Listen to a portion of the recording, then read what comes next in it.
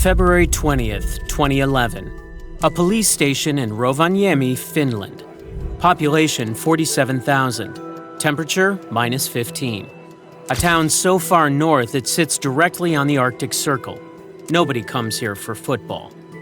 At 9:14 in the morning, a man walks through the front door. Singaporean passport. No appointment. He approaches the duty officer and provides a single piece of information. Another Singaporean is staying at the Scandic Hotel on a forged passport. Room 314. Name, Wilson Raj Perumal. Then he turns around, walks out, and disappears. The officer has no idea what to make of this. A random foreigner tipping off police about another random foreigner in a town where nothing happens. But he runs the name anyway. Within hours, FIFA calls back. Wilson Raj Perumal is one of the most wanted men in world football.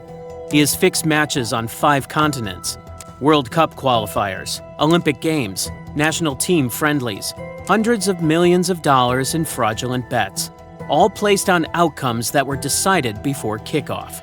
FIFA has been hunting him for 6 months. They had no idea he was in Finland. 3 days later, police follow Perumal to a French restaurant near the local stadium. Through the window, they watch him sit down with 3 players from the home team. The match just ended 1-1. Whatever was supposed to happen on that pitch did not happen. Perumal is furious. The players look terrified. The next morning, Finnish police arrest him. What he tells investigators over the following weeks will expose the largest match-fixing operation in football history.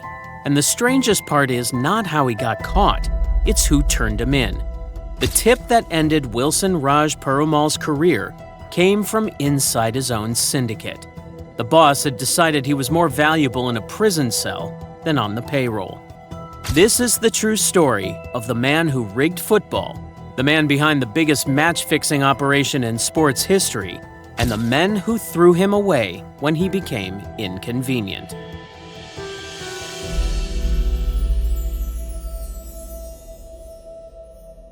Wilson Raj Perumal was born on July 31, 1965 in rural Singapore. By his own account, he wanted to be a soldier. That dream ended early. A criminal record during his school years closed off the military, and by 19 or 20, gambling had found him. Local football matches, small bets, the feeling of easy money. It didn't take long before he realized something important. Winning bets was hard, but making sure you knew the result beforehand was easy. All it took was finding the right people to pay. Singapore in the late 1980s and early 1990s had a thriving illegal gambling scene. Bookmakers operated openly in the stadiums during matches in the joint Malaysian-Singaporean Football League. Fixing was so common that a Malaysian cabinet minister later estimated over 70% of matches in that league were corrupted. The system eventually collapsed, the league split, and the 2 countries ended up in a diplomatic dispute over the scandal. But by then, Perumal had graduated from the local scene. He'd learned the trade. Now, he was ready to go international. In 1995, Singapore authorities caught up with him for the first time. 12 months in prison for attempting to bribe a football player. 4 years later, another conviction. 26 months for introducing a referee to a match fixer. In 2000, he attacked a footballer with a hockey stick before a game, an offense he later said he deeply regretted. 3 convictions in 5 years. Most criminals would have quit or switched trades. Perumal saw the arrests as tuition. Each time he went to prison, he learned what mistakes to avoid. And in 1995, before that first arrest, he had already traveled to England on behalf of a Singaporean boss with instructions to fix 2 FA Cup matches. According to his own memoir, he approached Birmingham City's goalkeeper Ian Bennett and Chelsea's goalkeeper Dimitri Karin. Both refused. English football at that level proved harder to crack than expected. But Africa was different. So was Eastern Europe. So were dozens of countries where football associations operated on shoestring budgets, players earned poverty wages, and referees made $1,000 per game while deciding matches worth millions in betting markets. By the late 1990s, Perumal had developed a method: register a company with an official-sounding name. Football for You, Footy Media, something that looked legitimate. Approach national football associations with an offer to arrange friendly matches. Pay all expenses, fly in teams, handle logistics.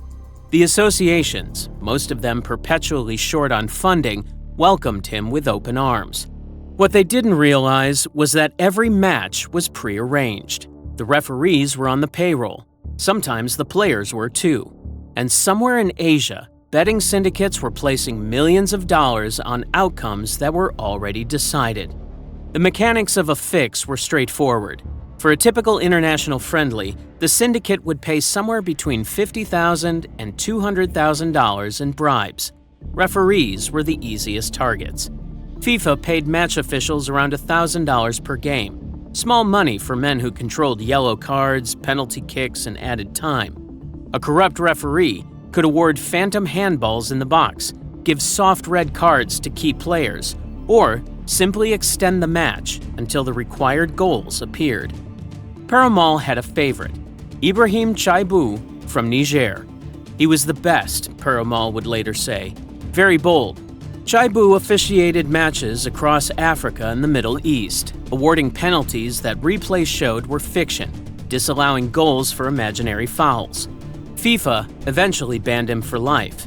It took 8 years. Players were next on the list. Goalkeepers who let shots slip through their fingers, defenders who stepped inside at critical moments, forwards who missed open nets. Each position had a price.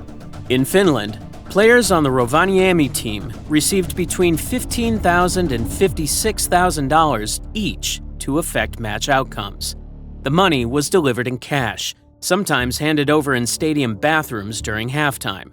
One payment of €56,000 changed hands in a lavatory in 2010.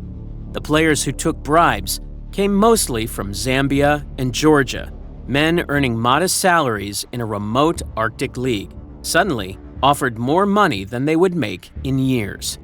But Perumal's real innovation was going higher than players and referees. In some countries, he bought entire football associations. Zimbabwe became his masterpiece.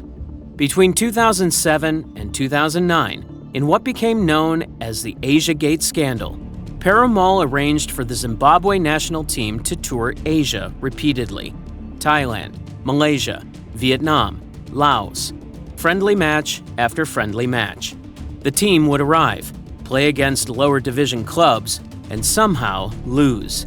Players received between $2,000 and $10,000 per match to underperform. FIFA officials, including the CEO, took payments to arrange the tours. Even some journalists who traveled with the team received cash for their silence. The Zimbabwe captain, Method Mwanjali, later gave a sworn statement. He admitted to taking between $500 and $1,500 to lose matches by specific scores during a 2009 tour to Thailand and Malaysia. Other players said the same. A 162-page investigation by Zimbabwe's Sports and Recreation Commission eventually identified over 100 players and officials involved in the scheme. Dozens were banned for life. The national team's reputation was destroyed. Fans stopped attending matches. Sponsors pulled out. An entire country's football program collapsed because one man from Singapore had found the right people to bribe. The question was always, who was paying for all this? Perumal was a fixer, a middleman, a smooth-talking operator who could travel on a trusted passport and speak fluent English. But he didn't have millions of dollars. The money came from above. The real power sat in Singapore, untouchable, running betting operations that spanned the globe. And on top of that pyramid, according to everyone who would eventually talk, was a man named Dan Tan. Tan Siet Eng, known as Dan Tan, grew up in Singapore without finishing secondary school. In the early 1990s, he served a brief prison sentence for illegal bookmaking. After losing $1.5 million on the 1994 World Cup, he fled Singapore to avoid creditors, returning only after negotiating to pay his debts in installments. By 2010, he had rebuilt himself into something far more powerful. Interpol would later call his operation the largest and most aggressive match-fixing syndicate in the world. The structure was not like traditional organized crime. No formal hierarchy, no ranks. More like a shark frenzy, according to those who studied it. At the bottom were runners who shuttled cash between fixers and targets. Above them were men like Perumal, operators who could travel internationally, speak multiple languages, and build relationships with football officials. At the top sat Dan Tan, placing bets through online gambling sites and intermediaries in China, moving money through Islamic wallet networks to avoid detection. The partnership worked until it didn't. By 2010, Perumal had developed his own gambling habit. He started betting on the NBA and the English Premier League, matches he couldn't control. Losses piled up. He owed Dan Tan $1 million. He owed other bosses $500,000 more. To cover up his debts, he started skimming. Money that was supposed to go to bribing players went in his own pockets instead. He would hope the right team won legitimately and by the correct score. When that failed, the debts grew larger. September 7, 2010, Bahrain versus Togo in an international friendly. Except the Togo team that showed up was not the actual Togo national team. Perumal had assembled a group of imposters, players with no connection to the Togolese Football Association, and flown them to Bahrain to play a fixed match. The referee was Ibrahim Chaibu from Niger, the official Perumal trusted most. Bahrain's coach, Josef Hickersberger, noted after the game that the Togo players were not fit enough to play 90 minutes. 5 goals were disallowed for offside. The whole thing was a farce. Bahrain won 3-0, exactly the result the betting syndicate needed. Perumal spent $60,000 to arrange the match. The betting volume reached €500,000. That was the math. Spend a little, control the outcome, win a lot. When the Togolese sports minister found out, he told reporters that nobody in Togo had ever been informed of such a game. The National Federation launched an investigation. The trail led back to Singapore. Perumal's name appeared in reports for the first time. He had grown too reckless. The fake Togo match drew international attention. FIFA was investigating, and Dan Tan was starting to wonder whether Wilson Raj Perumal had become a liability. The final straw came in early 2011. Dan Tan had decided to buy the Finnish club Rovaniemi outright, a guaranteed source of fixed matches in a league nobody was watching closely. The agreed price was $500,000. Perumal was sent to handle the transaction.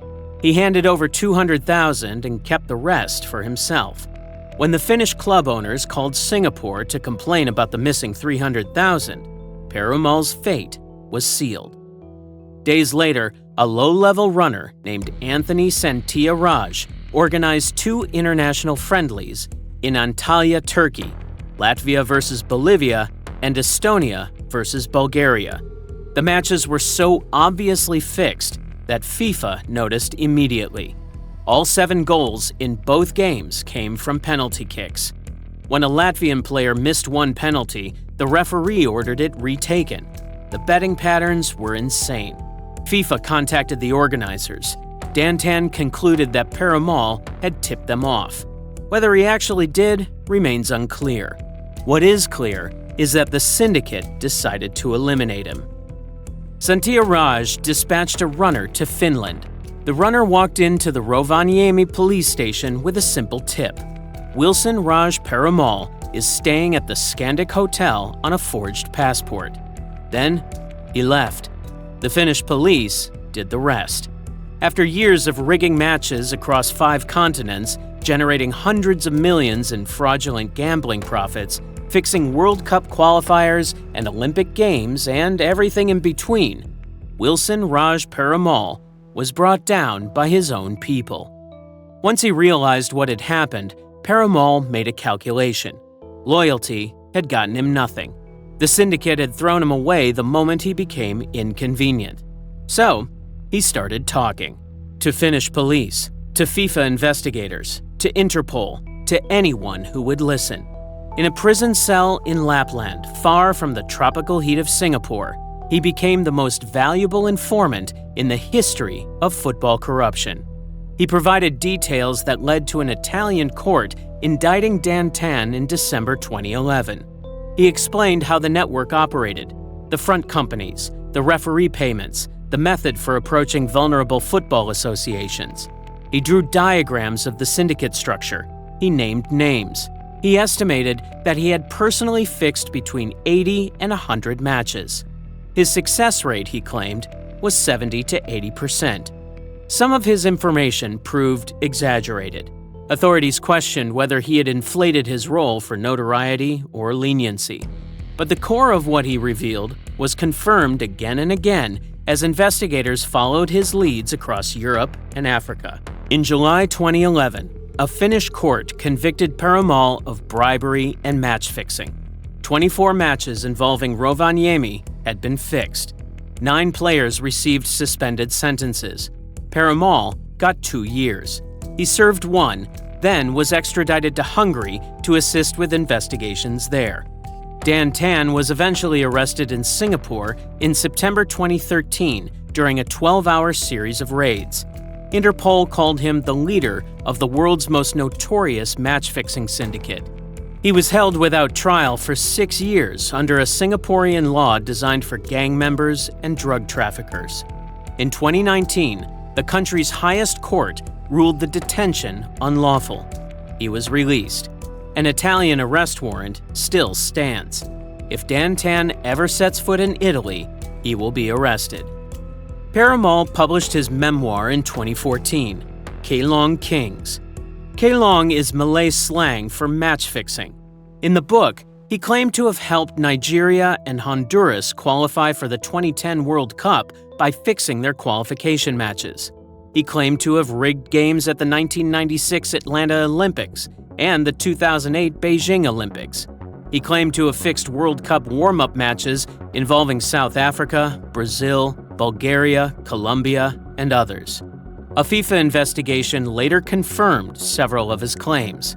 Film rights were optioned by Hollywood producers, but never reached production. In July 2020, Hungarian police arrested Perumal again, this time for human trafficking.